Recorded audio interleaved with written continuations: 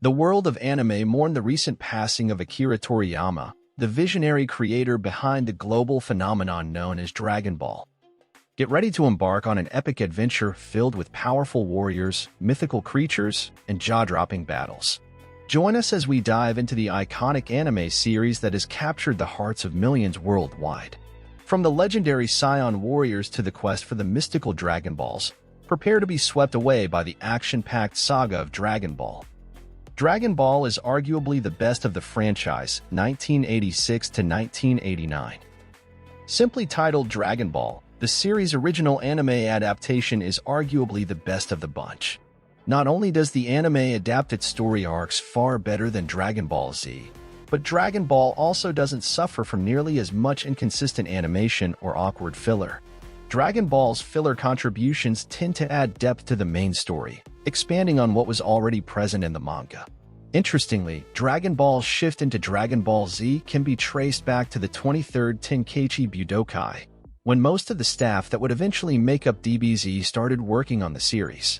In terms of pacing, the 23rd Tenkaichi Budokai is much slower than everything that came before, really getting the most out of every single moment. While this style of pacing would later become a massive problem for Dragon Ball Z, it gives DB's last tournament some added gravitas. Dragon Ball is the first in the Dragon Ball chronological order, which makes it the perfect place to start. Dragon Ball Z Kai. Coinciding with Dragon Ball Z's 20th anniversary, Toei decided to recut DBZ to be more in line with Akira Toriyama's original manga.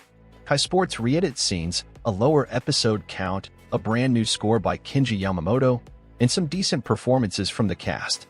Some of this is really hit or miss depending on the arc, but Kai makes for a much brisker digestion of Dragon Ball Z.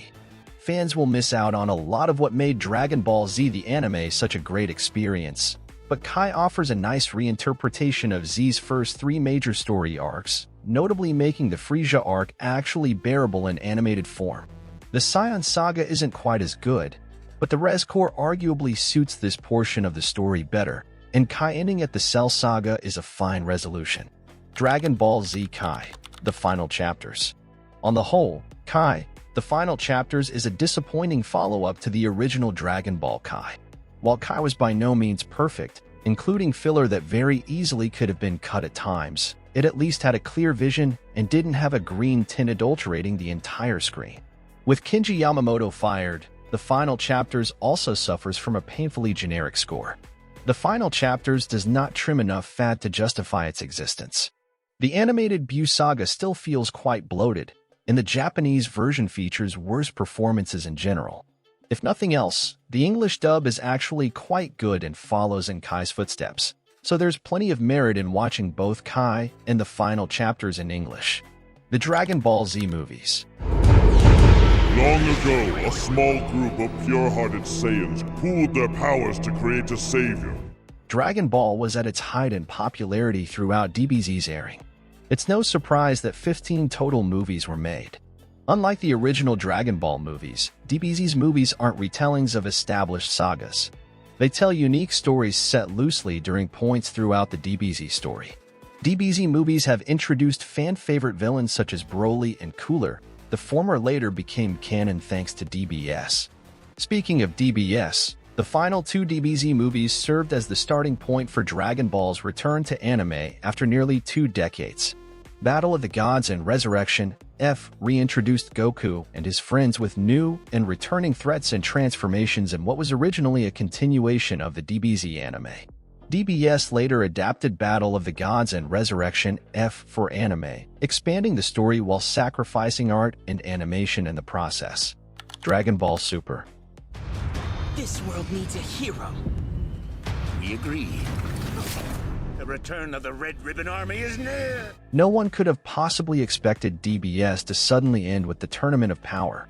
While there's been more canon animated content in the form of Dragon Ball Super, Broly, and Super Hero, the manga has essentially taken over the reins as the main property, covering 3 whole story arcs since the top.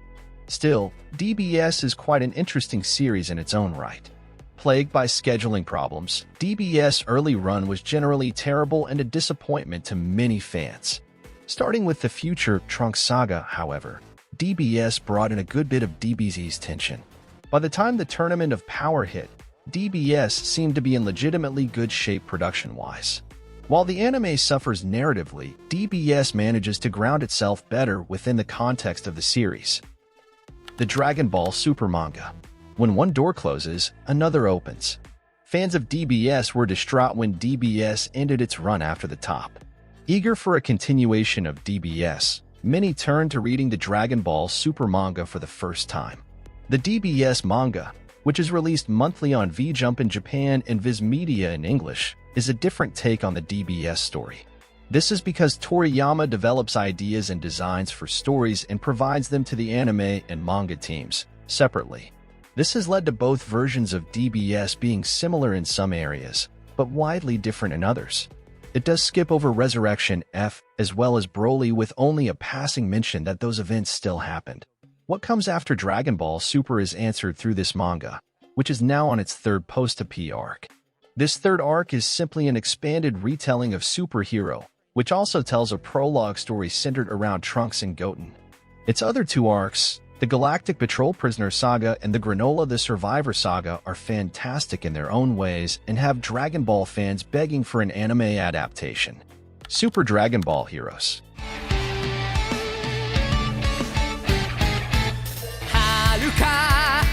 DBS may be over, but Super Dragon Ball Heroes has been keeping the animated side of the franchise busy since 2018. Super Dragon Ball Heroes is the newest Dragon Ball series, though told in a bite-sized format. At only around 6 minutes long, it's important to recognize that Super Dragon Ball Heroes episodes are a different breed. They tell a story, but really only for promotional purposes. That said, Super Dragon Ball Heroes manages to bust out some good animation on rare occasions, and the sheer frenzy of the plot is honestly kind of fun to indulge in. This is an anime that goes all out and understands that it can do pretty much whatever it wants, whenever it wants. There's merit in that for a series like Dragon Ball. The founder. Born in 1955, Akira Toriyama's artistic passion ignited early. Disney's 101 Dalmatians sparked his love for drawing, while the works of Osamu Tezuka, the god of manga, further fueled his creative fire.